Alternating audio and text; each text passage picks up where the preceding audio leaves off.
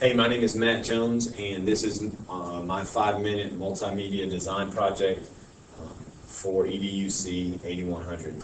I want to talk today about critical thinking skills and ask the question, do our students have critical thinking skills? And how can we as teachers push our students and encourage our students to think critically, to think deeper about problems? Okay, first off, what are critical thinking skills? Okay. Another name for critical thinking skills could be higher order thinking, problem solving skills, analytical abilities, and so these are just kind of all names, different names for critical thinking. In order for our students to connect information with schemas already built in their brains must be pushed to levels of critical thinking. So we want to build upon what students already know and challenge them to think deeper, and that's really how they're going to learn and grow. Characteristics of critical thinking. So there's two stages. There's the analysis stage, and then there's the assessment of thinking stage.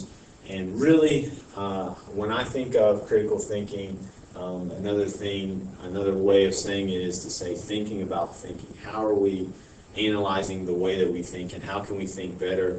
How can we challenge ourselves to think in new ways to solve problems? Why is critical thinking so important? So I want to talk about these 4 characteristics real quick. Okay, so first off, can our students, we want to challenge them to think for themselves. Okay, can they really truly make decisions for themselves and not just what we tell them to say or do? Can they solve complex problems? Can they apply the academics they learn in our classrooms to real life? And then lastly, can they use what they know? Can they truly take what they know in a classroom and apply that to their lives, to make their lives better, to be smarter, to achieve what they want to achieve?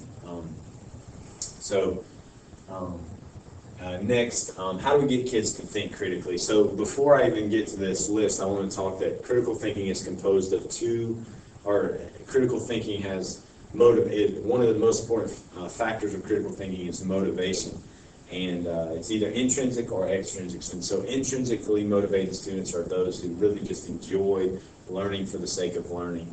And then we have extrinsically motivated students who want to please the teacher or they want to get a good grade. Their motivation is outside of themselves. And so obviously we want to push kids constantly to be intrinsically motivated.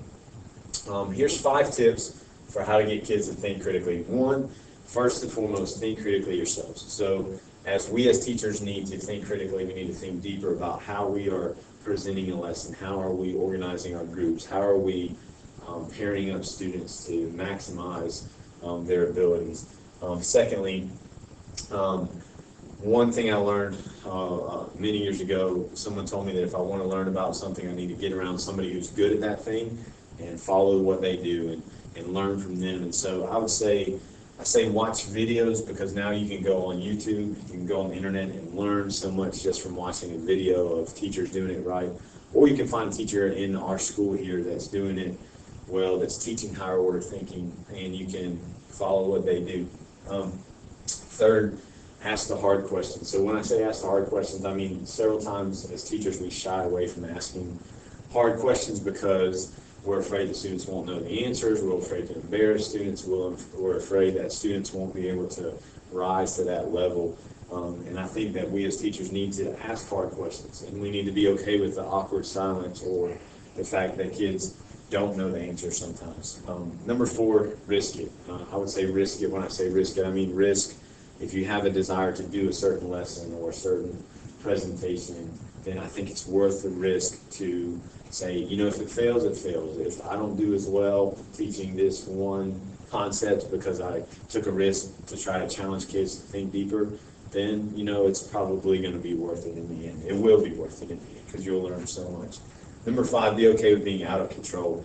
Similar to risking it, being out of control, I know the number 1 thing we as teachers like to have is control. We like to control every facet of our classroom, and a lot of times we think we have to be the one spitting every piece of information out of our mouths while they learn it, whereas in reality they can learn from so many other methods, from each other, from reading, from multiple avenues they can learn. It doesn't have to be us, and so many times we think we have to be the ones teaching every piece of information, and I think it's okay if we're out of control and we let kids learn on their own or by challenging one another. And then lastly, we have the references of where this was critical thinking lesson came from.